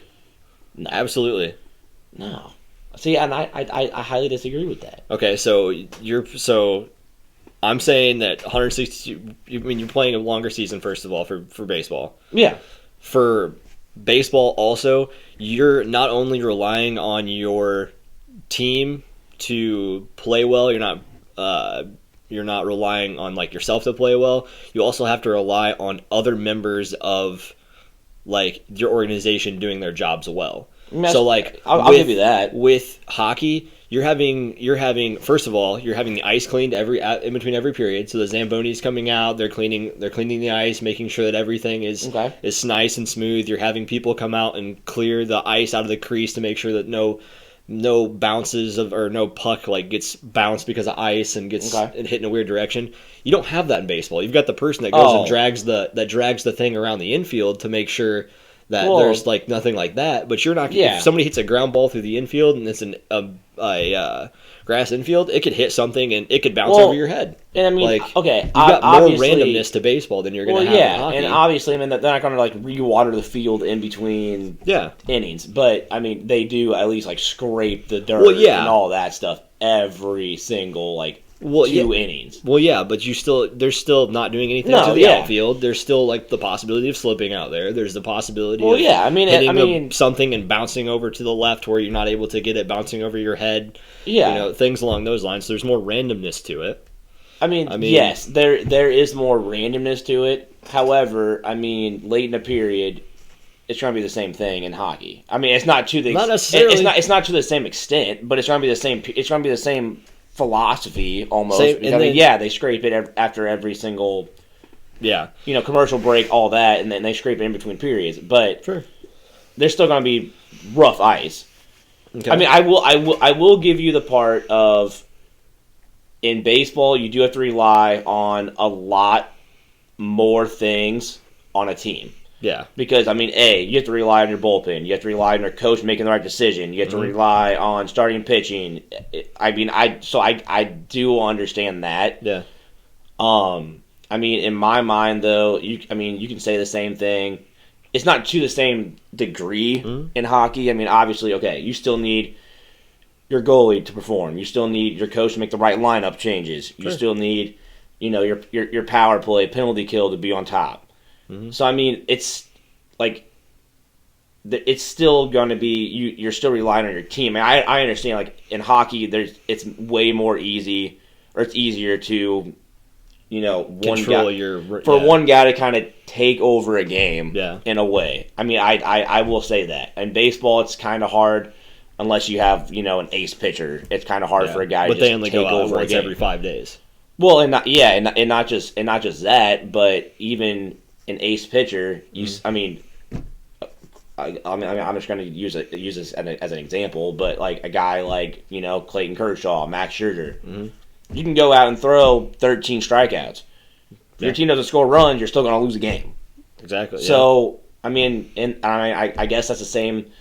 That's the same concept as a goalie, making all these saves. Well, if your team doesn't score, it's hard to win a game. But, in a way, I think we're comparing a little bit apples to oranges. I definitely understand your points. Yeah. I do understand your point. And, I guess if we really want to say, the only argument I can really stand on is not every team in major leagues has to win 16 games to win the World Series. Not every team. Well, no, not every team has to. But I will give it to you that it is a longer season. I can't debate that. Plus, not only do you have your 162 game season, you also have a longer spring training than NHL teams have training. Yeah, and okay, so this is my thing with spring training, and this is a whole different topic. Yeah. We might be able to get in this on when we talk about baseball. Yeah, but in my mind, spring training is almost too long. Well, I agree. I agree. I understand. These guys. You have to get the pitchers ready to throw that many pitches in a game. But I feel like the actual spring training games. You could get the same stuff just doing BP, just playing inter squad scrimmages. Mm-hmm. I don't see the whole month long spring training stuff that you get in Arizona and what's the other one? Florida? Great, yeah. Yeah, Arizona, so Florida. Personally, I don't see why it's so long. I guess you can say the same thing about hockey in normal seasons is their preseason is maybe not a month long, but they play, 8 preseason games that 9 times out of 10 people get injured in? Yeah. And it's I get it. You have to get your legs, you have to get back into the swing of things, but there's no point. If you've been conditioning all off season, like professional athletes should be doing, I don't see the point of all these spring training and preseason games. Yeah, and the one other thing, excuse me, man, the one other thing that I really had as far as reasons for World Series also being number one is that. Also with any other sport, specifically we'll say basketball and football just as examples. Mm-hmm. So with basketball and with football, you can have players on your team that don't see the field at all during the season or don't see the court at all during the season. That's Hockey, true. You're not going to see that as much because players are going to get injured and things along those lines. Mm-hmm. But it does happen in hockey at certain times if a certain position stays healthy all year. Yeah. Baseball, you don't have that. You don't have that. Every player that is on your major league roster is going to play at some point in that year. Yeah. Whether it's to come in and catch come into for a defensive substitution in a late game when you had to pinch run somebody or somebody coming in for garbage time. Or just one of the that's a Sunday game where all the starters if a team needs a rest. If players need a rest. So I'll give you that as well. So you're going to have players that aren't your best that are playing in roughly maybe a fourth is maybe a little high, but maybe a fifth of your games. Yeah. You're going to have at least one player that's not your best. That's not the best at his position out in the field playing games. Yeah. So I'll definitely give you that. Baseball, you definitely will have players playing way more for the team than you ever would probably in hockey.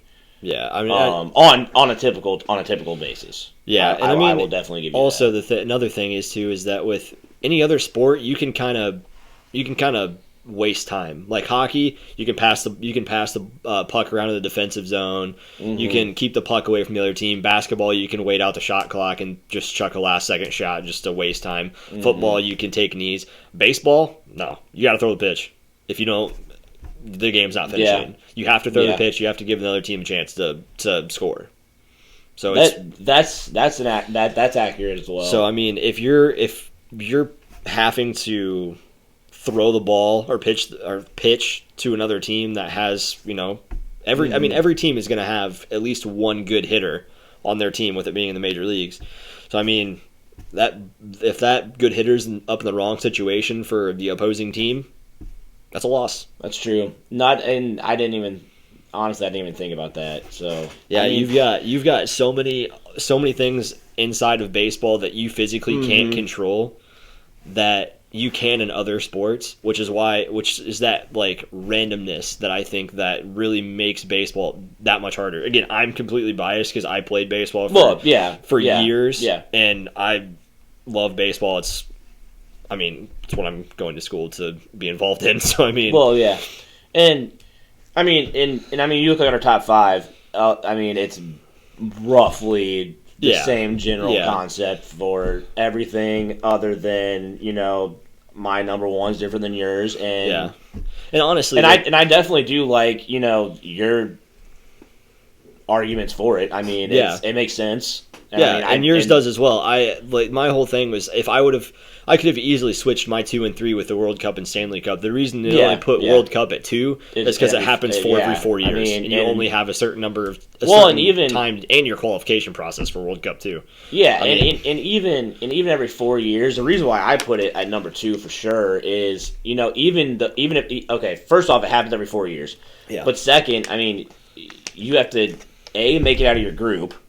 Yeah. And then B, depending on what group you get. Yeah. If you're getting put in a group with Germany, Argentina, Portugal, you're not getting out of it. Germany last World Cup. I would have taken my chances playing against them. Well, I'll do it better for you.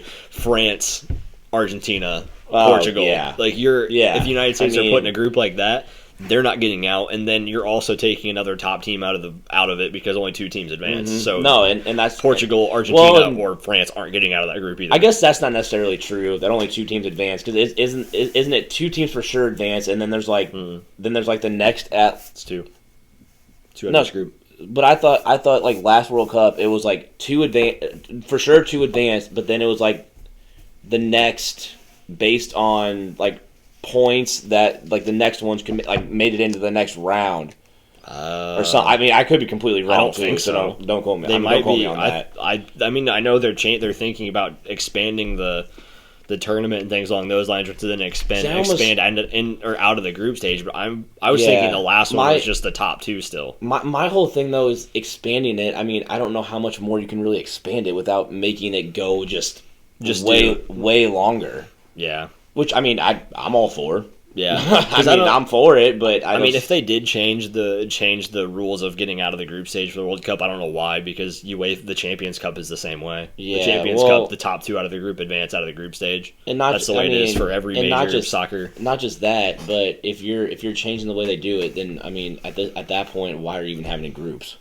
Yeah, to be honest, there'd just be no point to even have the groups if you're just not really gonna do much with. Do I agree that like we just talked about, if France, Portugal, Argentina, and somebody else got put in the same group, is that necessarily fair compared to a group that has Russia, Trinidad and Tobago? Yeah. That's a little stretch. Yeah. But it's like, if that's the draw you get, there's always one group of death. Yeah, that's the draw you're in. So, so that was my top 5. That's your top 5. Obviously there's some differences there, and obviously it's around the same. At least with you had the Premier League, I had UEFA Champions League, and the Masters. But you said. You would put it in there too if we weren't clear on our what classifies a trophy. I probably would have put. Honestly, I probably would have switched, and I probably should switch anyway. Like the Premier League trophy with the Heisman Trophy, and I would take the Heisman Trophy out and put. I didn't even think about the Heisman Trophy, so kudos to you for thinking about it. Oh yeah, I didn't. But yeah, so I guess that's our top 5. Why don't you guys drop in the comments what your top 5 trophies or hardest trophies, or I guess even what your top 5 favorite trophies are to win in sports. Because there are going to be some that we're not even thinking about. Whether it's the Art Ross for hockey, or MVP for baseball, or Rookie of the Year for whatever sport. So if you think if you think we're wrong and the Vince Lombardi Trophy should be up there, let us know. I mean, it's a cool trophy. I don't. Compared to some of these ones that we've already listed, I don't see it in the top 5. I don't. I don't either. And I've seen plenty of Lombardi trophies in person at, the Hall of Fame. So I can't put it in the top 5. And I can't put the NBA Finals trophy in there either. I can't No. what that's called. Yeah. Literally all you got to do if you're a good team, create a super team, and you're going to be in the finals most times. So yeah, I mean, look at LeBron. Yeah, it's not hard to win anymore. It's not. It's difficult to win if you don't have superstars on your team. But if you just do what everybody has done in the last couple of years and just create a super team, you'll be there. Yeah, it might take you a couple years to win it, but you might not win 4 or 5 or 6 or 7, but you'll probably get one at least. You'll go 3 for 6. Yeah, and not 3 for 3. But with that in mind, I guess we're gonna go ahead and wrap the podcast up. So like I said before at the beginning of the podcast, if you could I'm sure appreciate it if you could show some what's the word? Drop a like, subscribe. And if you subscribe, you're gonna get a notification every single time. Yeah, make sure you ring that bell. Yeah. Ring the bell because anytime we drop a video, at some point we're gonna try to start going live too. So anytime that we do that, you guys are gonna get notifications about us going live, dropping videos, and just definitely subscribe so that way you guys can stay in touch with us even quicker than us, posting on our social medias about dropping a video as well. So yeah, make sure you're commenting on our posts on social media as well, asking us questions, sending messages to either one of us, and we can let each other know with different questions that we've got that we can put into the podcast. But with that in mind, like I said, make sure you stay engaged with us on social media and tune in next week or to later videos because we still have some unfinished business. Thanks, guys.